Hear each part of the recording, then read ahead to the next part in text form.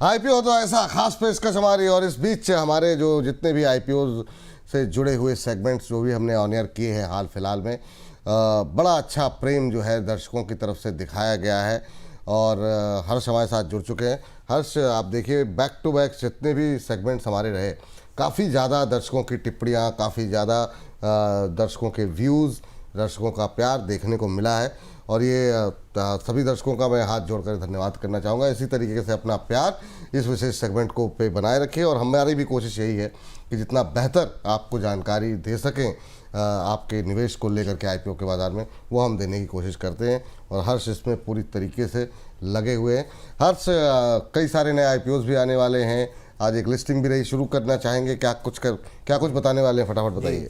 तो सर हम लोग 4 आईपीओ पे कवर करेंगे, और आप बिल्कुल जो बात कहते हैं, हमने एक भी आईपीओ नहीं छोड़ा। रोजाना हर दूसरे दिन एक नया आईपीओ आते रहे, और हमने हर एक आईपीओ को कवर किया और हर एक चीज़ को बताया उसके 360 डिग्री व्यू को लेकर।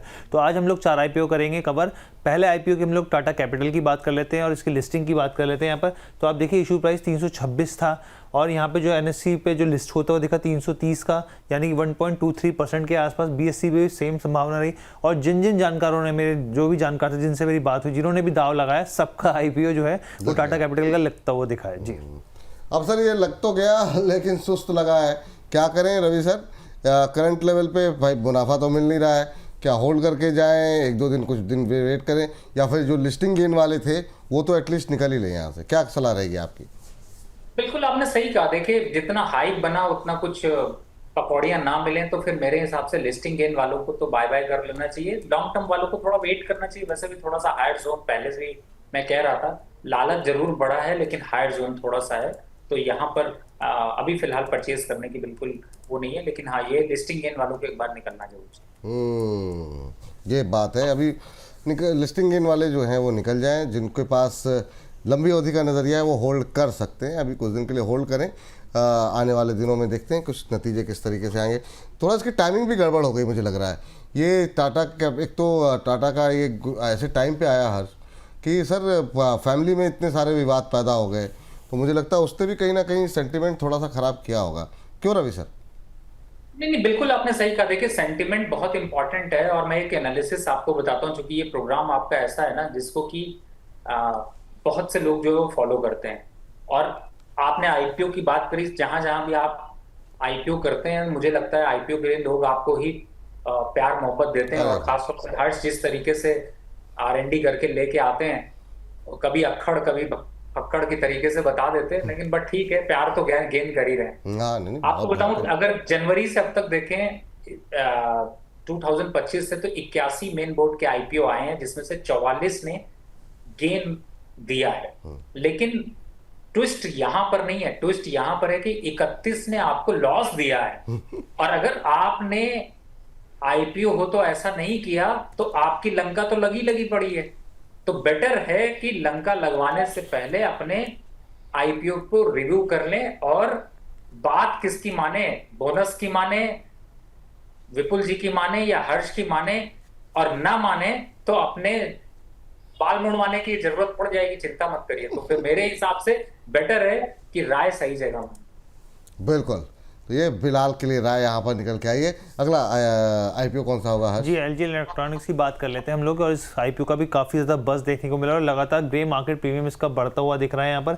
और आप देखिए अभी जीएमपी जो है 378 के आसपास है, यानी कि करीब 33% से ज़्यादा के लिस्टिंग गेन की संभावना होती दिख रही है। और एक एस्टिमेट जो लिस्टिंग प्राइस है वो करीब 1518 रुपये तय हुआ है। ठीक। कल का दिन सर काफ़ी महत्वपूर्ण है, बड़ी लिस्टिंग है। बहुत लोगों को मिलेगा अलॉटमेंट, कई लोगों को नहीं मिलेगा, निराशा होगी। क्या टिप्पणी रहेगी आपकी लिस्टिंग के दिन, क्या करें? देखिए एक चीज मैं यहाँ पे जरूर कहना चाहूंगा कि वैसे मैं जो आईपीओ एलजी लेकर आए हैं ना, अगर आप इसको पूरा एनालाइज करें, जो हम लोग बचपन से एलजी के प्रोडक्ट देख रहे थे, उनके ये सारी चीजें देख रहे थे, उसको अगर पूरा समझने की कोशिश करें, तो मुझे ऐसा लगता है कि बड़ा डिसअपॉइंटिंग आईपीओ रहा। मतलब ये एक्सपेक्टेशन थी कि मुझे तो ऐसा लगता था कि शायद प्राइस ऐसा आएगा कि एक डबल रिटर्न तो यहाँ पे कंफर्म मिलेगी, लोग आग लगा देंगे, एकदम पीछे भागेंगे, इतना बड़ा ग्रुप है एलजी। पर वो जान, वो इफेक्ट, वो इम्पैक्ट फंडामेंटल नंबर्स पे तो कहीं नजर ही नहीं आया। मतलब सरप्राइजिंग है। एक कंपनी जो 11,500 करोड़ रुपए का सेल्स करती हो और रेवेन्यू की बात करें तो वो 500 करोड़ रुपए का भी प्रॉफिट ना कमा पाती हो, तो पता नहीं, बस नाम बड़े दर्शन छोटे वाला हिसाब लगता है। लेकिन हाँ, ये जरूर है कि अगर एलजी इसको ऊपर लिस्ट नहीं करा पाता तो उनके लीड मैनेजर पे भी शंका खड़ी हो जाएगी। लेकिन अपने को तो मिठाई खाने से मतलब है। मुझे ऐसा लगता है कि एक बार लिस्टिंग गेन आपको मिलेगा, और जिस हिसाब से लिस्टिंग गेन है, अगर बड़ा लिस्टिंग गेन मिले तो काहे का प्यार, काहे का भाई, काहे का बंधु, अपना लिया, रास्ता बदला, आईपीओ खेल लिया, हो गया। तो मुझे लगता है एक बार आईपीओ पे यहाँ पे एलजी में भी लिस्टिंग गेन अगर मिलता है तो प्रॉफिट बुक करिए, बाद में बैठ के स्ट्रेटेजी बनाएंगे कि अब नंबर्स क्या होंगे, रिजल्ट क्या होंगे, कहाँ लेके जाएगा वो बात। अच्छा सर, इस पे एक सवाल दूसरा ये है सर, क्योंकि जब भी कोई आईपीओ बहुत अच्छी प्रीमियम पर लिस्ट होता है, बहुत ज़्यादा लोग हायर पे मतलब 2-3 दिन फिर वहाँ पर थोड़ी तेज़ी रहती है। एनएसडीएल में देखा हमने, बजाज हाउसिंग में देखा, और लोग फिर हायर चाहे जितनी ऊंचाई पर जो हो लोग खरीदते रहते हैं। कहाँ तक इसमें एंट्री करनी चाहिए, क्योंकि बहुत लोगों को नहीं मिला है, वो लोग फिर उसको चेज़ करते हैं प्राइस को, और बाद में जब गिरने लगता है तो फिर परेशान होते हैं। बजाज हाउसिंग में बहुत लोगों के भाव नहीं आए, एनएसडीएल में भी अभी तो चलिए ज़्यादा नुकसान पे नहीं है, पर काफ़ी लोगों ने बहुत हायर लेवल पे लिया, कहा है कि कल ही जो है ये 2000 हो जाएगा। तो इस तरह की भी भावनाएं लोगों की रहती हैं, आप क्या कहना चाहेंगे? देखिए, भावनाओं पे तो बहने वाले लोग ही शेयर मार्केट पे नुकसान करते हैं, और उसी की वजह से दूसरे लोग प्रॉफिट कमाते हैं, ये भी फैक्ट है। और दूसरी बात एकदम आपने सही कही, और मैं मुस्कुरा इसलिए रहा था कि मुझे एक बात याद आती है जी। कि कि आदमी अपने दुख से उतना दुखी नहीं जितना दूसरे के सुख से दुखी हो जाता ये है। बात आपने बिल्कुल सही कही सर। अब हम लोग रेबिकॉन की बात कर लेते हैं यहाँ पे, क्योंकि ये जो है आईपीओ जो है ये भी काफ़ी निवेशकों के रडार पर है। और देखिए कि इस कंपनी की ताकत क्या है। इस कंपनी की ताकत है यहाँ पे फार्मा, बेसिकली जेनरिक को लेकर। यहाँ पे कंपनी जो है यहाँ पर जेनरिक दवाओं को बनाती है, बेचती है यहाँ पर। और इसके अलावा यहाँ पे जो आप ये देखिए कि जो पेटेंट है उसमें भी काफ़ी अच्छी होल्ड करती है यहाँ पे, और चीज़ों को लेकर भी यहाँ पे। इसके अलावा स्पेशलिटी प्रोडक्ट्स कंपनी बनाती है यहाँ पे, और इसका जो मेजॉरिटी है कमाई जो होती है वो अमेरिका से होती है, ज़्यादातर हिस्सेदारी अमेरिका में है। लेकिन इसके अलावा ऑस्ट्रेलिया, यूके, तमाम जगहों पे भी कंपनी जो है वो अपनी सर्विसेज कैटर करती है। अब 2025 तक, जून 2025 तक 72 आप जेनरिक दवाई जो हैं कंपनी को यहाँ पे यूएस एफडीए की तरफ से मंजूरी मिल चुकी है। 63 ऐसे नए प्रोडक्ट्स हैं जहाँ पर उस पर फॉर्मुलेशंस के ऊपर काम चल रहा है यहाँ पे। एक और बड़ी दिलचस्प आंकड़ा यहाँ पे, अगर आप इसके रिसर्च एंड डेवलपमेंट की बात करें, R&D की बात करें, तो रेवेन्यू का 10% उस पर खर्च करती है, जबकि भारतीय दूसरी कंपनियां जो है ना इसका आधा खर्च करती हैं यहाँ पे। अगर हम लोग वैल्यूएशन की बात करें, पीई की बात करें यहाँ पर, तो 59.47x पर ट्रेड कर रहा है। यानी कि आप ये समझिए ₹1 प्रॉफिट कमाने के लिए 59 रुपीस खर्च करने पड़ते हैं यहाँ पर। तो ये एक और दिलचस्प चीज़ है। और जबकि जो औसत पी चल रहा है अभी 24x के पास चल रहा है यहाँ पर। इसके अलावा डेट टू इक्विटी देखें, वो लगातार सुधर रहा है, और कंपनी की बैलेंस शीट जो है वो बेहतर हो रही है। अब देखिए आप यहाँ पे सब्सक्रिप्शन लेवल हालांकि ठीक ठाक है। QIBs की बात करें 3x के आसपास, NII की बात करें तो 24 गुना यहाँ पे सब्सक्राइब हो गया है। रिटेल की पार्टिसिपेशन की बात करें तो 17 गुना सब्सक्राइब होता हुआ दिखा है, और जो टोटल है वो 13 गुना सब्सक्राइब हुआ है। इसके अलावा ग्रे मार्केट प्रीमियम क्या कह रहा है यहाँ पर, तो GMP अगर आप देखें तो 95 रुपीज़ प्रति शेयर के आसपास चल रहा है, करीब 19.5% का प्रीमियम यहाँ पे दिखा रहा है। और जो लिस्टिंग की संभावना है 580 रुपये प्रति शेयर के भाव हो सकती है।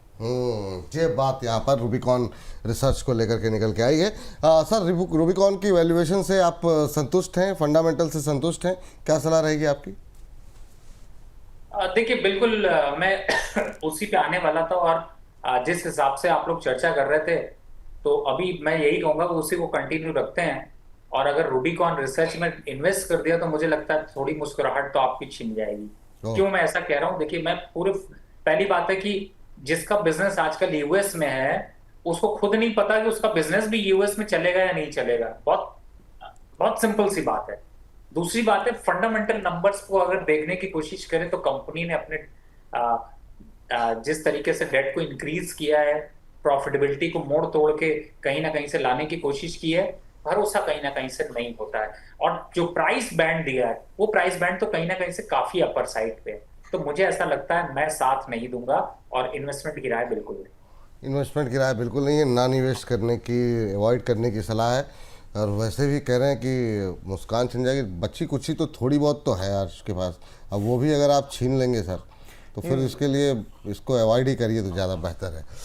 हर्ष, अगली कंपनी बताइए, आज की आखिरी आईपीओ कौन सा होगा? जी बस सर एक चीज़ मैं इसमें ऐड ऑन करना चाहता था, क्योंकि सर से बस यही जानना चाह रहा था मैं कि क्योंकि जो जेनेरिक दवाइयों को लेकर अमेरिका की तरफ से यहाँ पर राष्ट्रपति ट्रंप की तरफ से क्लैरिटी आ चुकी है, जेनेरिक दवाओं पे वो किसी तरह का टैरिफ नहीं लगाएंगे फिलहाल के लिए, तो ये उन्होंने बताया था।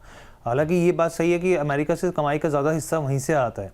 अब हम लोग अगले ट्रंप साहब ने तो ये भी कहा था 1 नवंबर से चाइना पे टैरिफ लगा देंगे, तो ट्रंप साहब की बातों की बरत उधर कहा 1 नवंबर से टैरिफ लगेगा, फिर जो है यहाँ पर कुछ और कह दिया, वो थोड़ा सा मतलब सर उसमें ये आंकड़ा था कि 10 में से 6 दवाएं जो है अमेरिका जो है वो जेनेरिक दवाओं पर निर्भर है, तो इसके पीछे का एक लॉजिक ये भी बनता था, इसीलिए बस। ठीक, बिल्कुल। कैनरा रोबोको की बात कर लेते हैं यहाँ पे। कैनरा रोबोको एएमसी की अगर हम लोग बात करें यहाँ पे तो देखिए कैटेगरी ये है, लेकिन अगर आप देखें इसको तो ओवरऑल एएमसी कंपनीज की अगर आप रैंक निकालें तो ये 18वें नंबर पे आती है यहाँ पे। अगर आप इसका ग्रोथ रेट देखें यहाँ पर, अगर आप यहाँ पे देखें FY23 से लेकर 25 के बीच में, तो कंपनी का AUM जो है कंपाउंड एनुअल ग्रोथ रेट के हिसाब से 28% बढ़ा है। अब देखिए जो मिड कैप के जो बड़े AUM साइज वाली कंपनियां हैं यहाँ पर, चाहे वो DSP हो, मिराई एसेट हो, उसके बराबर इसको टक्कर दे रहा है यहाँ पे। कुल इक्विटी का जो AUM है 91.7% हिस्सेदारी यहाँ पे रखता है, इक्विटी में 91.7% हिस्सेदारी है, 26 म्यूचुअल फंड है। इसके अलावा अगर आप इसके IPO के प्राइस अपर प्राइस बैंड को देखें 266 और उसका PE देखें हिसाब से तो 21.7x पे ट्रेड कर रहा है, जबकि SDFC AMC का 40x के आसपास, निपॉन लाइफ का 36x पे ट्रेड कर रहा है। अगर आप यहाँ पे देखें तो एकदम बहुत ही ठंडा रिस्पॉन्स, सब्सक्रिप्शन आपके सामने देखने को मिल रहा है, रिटेल पार्टिसिपेशन दुगना हुआ, टोटल अभी देखें तो पूरी तरीके से सब्सक्राइब होता हुआ दिख रहा है। लेकिन अगर ग्रे मार्केट प्रीमियम देखें तो 0 है फिलहाल के लिए। तो चलिए, तो ये क्या ग्रे मार्केट में तो कोई रुझान है नहीं। रवि सर के पास जाएं उसके पहले हर्षित जी की एक टिप्पणी आई है हर्ष को लेकर के, तो मैं पढ़ दूं उससे पहले। कह रहे हैं कि हर्ष इज़ इवॉल्विंग एवरी डे, और उसके बाद से इन्होंने ऐसे करके कुछ साइन बनाया है। कह रहे हैं I am watching you every day since last 2 years। आप सभी के रंग में हर्ष भी रंग रहे हैं, वो खरबूजे वाली कहावत सबको बताइए। रवि सर को प्रणाम। तो ये सर मतलब जो है आपके बड़े फ़ैन हैं, 2 साल से आपको देख रहे हैं। रवि सर, आपकी टिप्पणी इस पर। ग्रे मार्केट प्रीमियम तो 0 हो गया सर, क्या करें? देखिए ऐसा कोई एक्साइटमेंट नहीं नजर आ रहा है विपुल जी, तो मेरे हिसाब से अवॉइड करना वैसे ज्यादा समझदारी है। लेकिन अगर बहुत ज्यादा किसी को लगता है कि नहीं मुझे इन्वेस्ट ही करना है, तो अगर दबे मन से देखें कि नहीं कोई अपॉर्चुनिटी नहीं है और बहुत दिन से कभी कोई IPO में नहीं डाला है, तो आपको नुकसान भी नहीं होगा। टेंटेटिव भाव टू भाव के आसपास लिस्ट होने के चांसेस होंगे। हो सकता है थोड़ा सा आपको 1-1.5% का लिस्टिंग गेन भी मिल जाए, लेकिन बहुत अट्रैक्शन नहीं दिखा रहा तो अग्रेशन आपको भी नहीं दिखाना चाहिए। अगर अवॉइड रख सकते हैं तो बेटर है, लेकिन अगर अवॉइड नहीं रखना चाहते हैं तो फिर एक लॉट के लिए अप्लाई किया जा सकता है, पर नुकसान होने के भी संकेत कम। चल ठीक है, तो हर्ष आगे भी हम लोग अपनी इस यात्रा को जारी रखेंगे और आगे भी बातचीत बाकी IPO से करते रहेंगे। इस हफ्ते कई सारे IPOs आ रहे हैं, तो आप भी अपने कुर्सी की पेटी बांध लीजिए। तो थैंक यू हर्ष इस चर्चा में जुड़ने के लिए। फिलहाल इस सेगमेंट में इतना ही।